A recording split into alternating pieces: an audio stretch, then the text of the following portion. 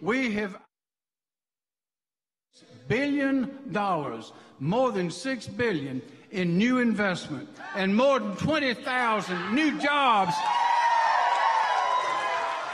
We got more people working in South Carolina than we've ever had before, and we just getting started good.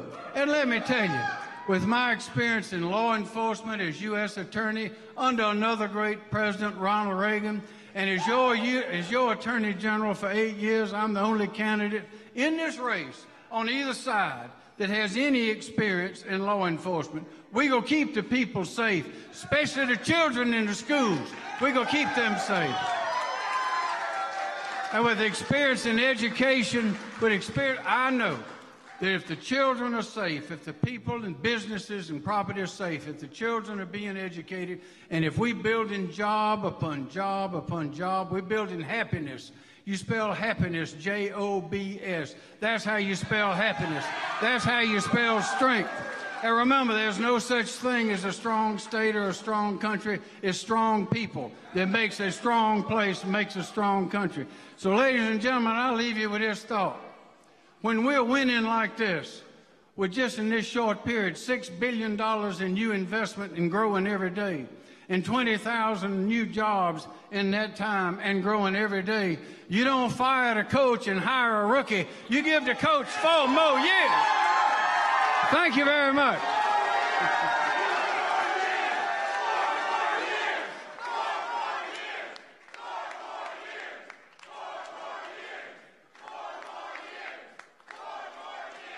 Let's have some music.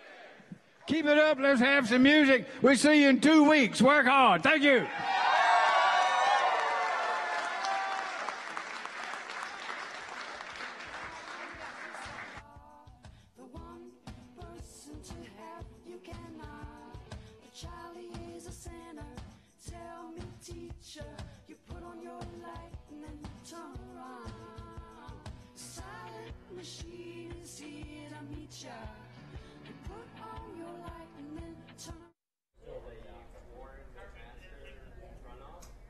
And good evening. That is current South Carolina Governor Henry McMaster speaking at his watch party tonight after finding out he will be in a Republican runoff on June 26th to hopefully, as you heard him say, continue to be governor for the next 4 years. McMaster was put into place after Nikki Haley was hired into the Trump administration last January. We're going to take a look at some of the election results for that Republican primary tonight. So Henry McMaster came in with 44% of the vote, and he will face John Warren in that runoff on June 26th. Those numbers looking a little not quite updated for what the latest that we have, but John Warren will face Henry McMaster in the June primary, June 26th. The Republican voters will head back out to the polls at the end of this month to select the Republican nominee for South Carolina governor. That person will face Democratic Representative James Smith, who won that Democratic primary pretty early tonight, actually a little bit before 9 this evening.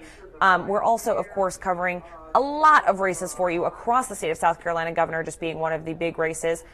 We have all of those election results on our website, on our WTOC app, wherever you want to follow them. You can get those live results just as we do into the newsroom. It's a really easy, simple way for you to keep up on exactly what's going on. We have a lot of the races that we're covering, including Beaufort County Sheriff's race. Of course, PJ Tanner is the current Beaufort County Sheriff. Hasn't had an opponent since 2002 in a primary or a general election. So the person running against him is actually one of his employees. He's a former captain at the department, JoJo Woodward, hoping to unseat his boss tonight. Jarvis Robertson is actually in the Low Country tonight at a GOP watch party, and he's bringing us the very latest from the Low Country tonight.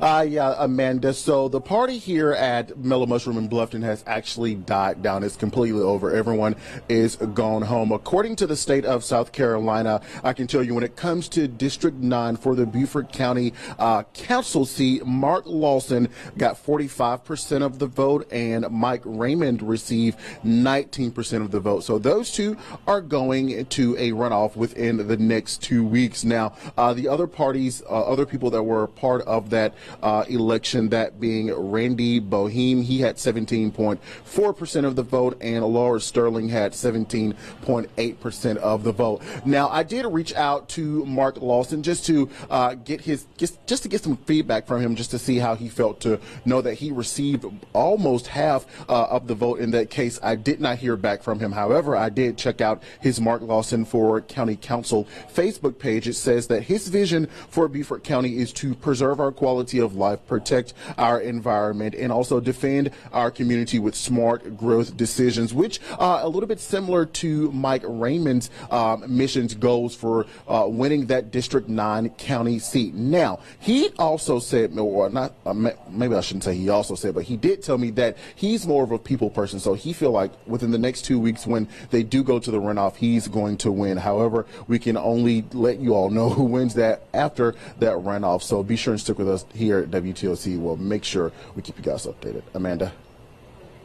And so, like Jarvis was just saying, a lot going on there with the Beaufort County Sheriff's race. If you head over to our election page where you can get those live results, you'll see that PJ Tanner, the current Beaufort County Sheriff, is getting 55% of the vote here. If we zoom in, there are 97 precincts reporting. He's got 55% of the vote. JoJo Woodward getting 45% of the vote so far. With 97% reporting, I am guessing that that race is going to get called pretty soon for current Beaufort County Sheriff PJ Tanner. But we will, of course, bring you the latest information as soon as that race is officially called. Another big race we're watching is that U.S. House District 1 representative seat, that congressional seat currently held by incumbent Mark Sanford in the Republican side. Katie Arrington is actually putting up a fight. She's got 52% of the vote right now. He's only got 45, and there are 65% of precincts reporting. Of course, that all comes after a tweet from the president this afternoon telling voters not to vote for Sanford, and instead he endorsed Katie Arrington. So definitely a race to watch, and one of the ones that we are still waiting on results for tonight. Some of the bigger races like governor, secretary of state already called, but that first congressional district seat still kind of up in the air, and it's a very close race. So we'll be keeping you updated on the very latest numbers, both on air and online, as we get them, and tonight on the news at 11.